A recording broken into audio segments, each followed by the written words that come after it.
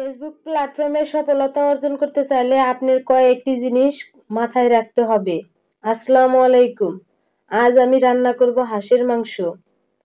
কম বেশি সবাই হাঁসের মাংস রান্না করতে পারেন, তবে শীতের দিনে হাঁসের মাংস রান্নাটা অনেক মজা হয়, খেতেও অনেক ভালো লাগে।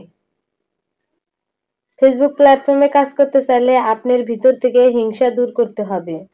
অন্যের ভিডিও বেশি বেশি দেখতে হবে, অন্যের পেজে সময় দিতে হবে।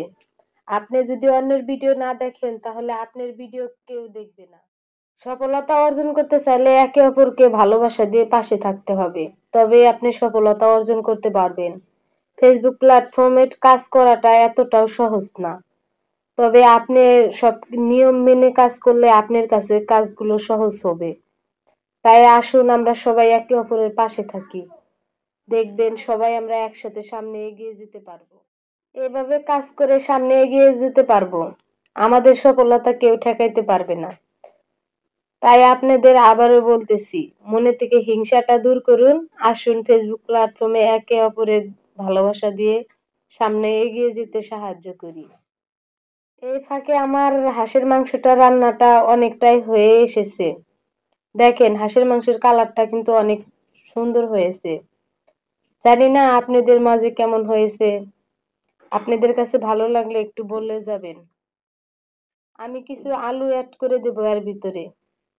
আমার কাছে নতুন আলু দিয়ে হাঁসের মাংস খেতে অনেক মজা লাগে। আপনাদের কেমন লাগবে সেটা আমি জানি না, কিন্তু আমার কাছে অনেক মজা লাগে, তাই আমি আলুটা অ্যাড করে দিলাম।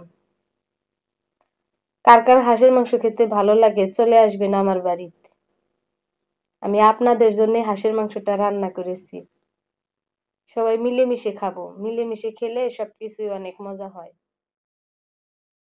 আলু দিয়ে আবারও হাঁসের মাংসটা আরেকটু কষিয়ে নিলাম। দেখেন আমার কষানোটা কেমন হলো।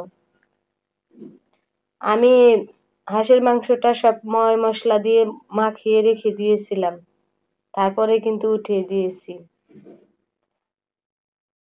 আপনি সবসময় ফেসবুক প্ল্যাটফর্মে অ্যাক্টিভ থাকার চেষ্টা করবেন। অ্যাক্টিভ থাকলে হয় কি জানেন, দ্রুত আপনার ফলোয়ার বেড়ে যায়, আপনার পেজের পরিচিতি বাড়ে। আর টাইম মেনটেন করে ভিডিও আপলোড করবেন। প্রতিদিন 2টা 3টা করে রিলস ছাড়বেন, ফটো আপলোড করবেন, টেক্সট আপলোড করবেন। দেখবেন আপনার পেজের পরিচিতি বেড়ে যাবে দ্রুত। সবসময় অন্যের ভিডিও দেখবেন।